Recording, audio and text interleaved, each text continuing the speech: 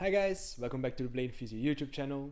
So week 5 is done. I had a blast this week. It was pretty fun to finally skate over the 20 kilometers. Like that gives you a goal, or that gives you the idea that you'll reach the 42k.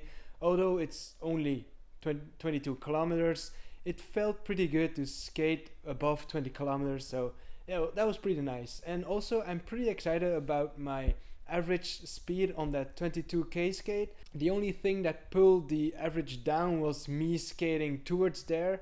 Like it was a 4k skate towards the spot, and there the route to there was just awful. Like it was very harsh and rough pavement. It was uphill. I think next time I'll just walk over there or take the bike and go to there and then put my skates on, because at the spot itself it's a spot where other skaters go to do some laps, also some cyclists. So it's a pretty well known spot here around Paris. It's in Bois de Vincennes. So I'll probably go over there and put my skates on there because it felt pretty good to skate on that circuit. I'm also pretty confident that I'll do my marathon there, so I'll skate 42 kilometers on that spot. It's a triangle of 3 kilometers, so 3 kilometers is already pretty nice. That means I'll have to do 14 rounds to complete my marathon, and I think it's the perfect spot to do it. There's one side that's a little bit more downhill, the other side is a little bit uphill, so the last 100 meters of that almost 1k or maybe more than 1k uphill, that kind of stings, but you get just, when you turn around the corner, you just feel that you can go down, and that feels so awesome. So it's a pretty nice spot, and I'm pretty excited that I can skate there.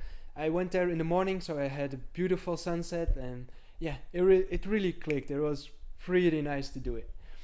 Then I had to swap the 5k high intensity interval training for the 8k skate, because when I arrived at the parking lot, there was a lot of people there. There were some skaters also trying to do some flat ground. So I was kind of scared that I would get obstructed and I would obstruct them. So as I need the whole place to do the laps, I didn't want to have a skateboard in my way or need to stop for someone who runs or obstructs me. So I just went back home and did the 8k skate. And because of that, I just skated the 8k and didn't film. So no footage of that. But the 8k went pretty well. I kept my average of 21 kilometers, which is good.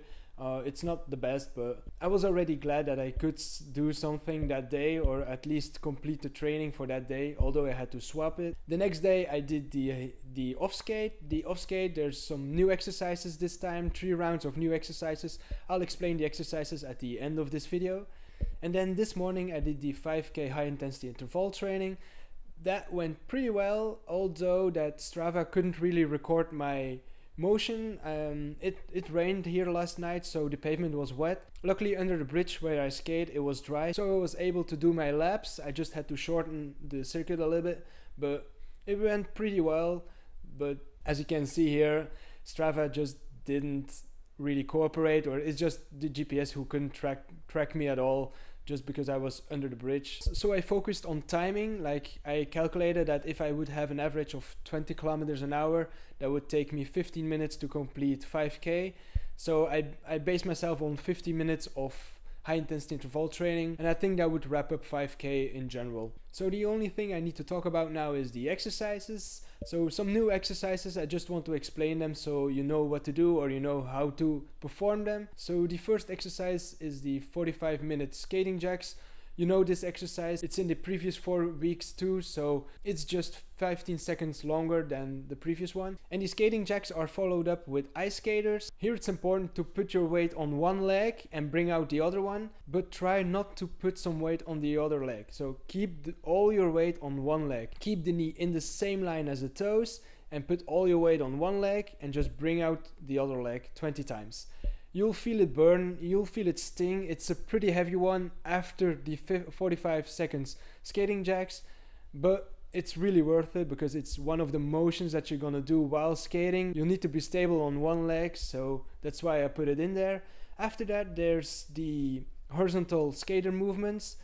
This one is more of a rest movement. I didn't feel it really burn, doesn't have to also, but here it's important to just learn to shift your weight from one leg to another one. Try to put your weight on one leg, try to find your stability, try to be stable, try to keep the knee in the same line as the toes, and then shift your weight to the other side and do the same thing. And just learn to horizontally move your weight to one and another side. After that, there's just the single leg squats. So a single leg squat is just a squat but on one leg. Try to bend the knee from the other leg that you're not putting the weight on, and try to just go down. So here it's important to just go down and try to control this movement, but you don't have to put your foot in front or your leg in front of you, because that would be a pistol squat. So just flex that knee, go down, touch the knee with the ground or your foot with the ground, and just come back up 10 times each side. And then we go over to the core exercises. The core section is a 45 seconds mountain climbers. This is just to kickstart the body a bit and to activate the abs a bit. And then we're gonna do a full body rotation of planking.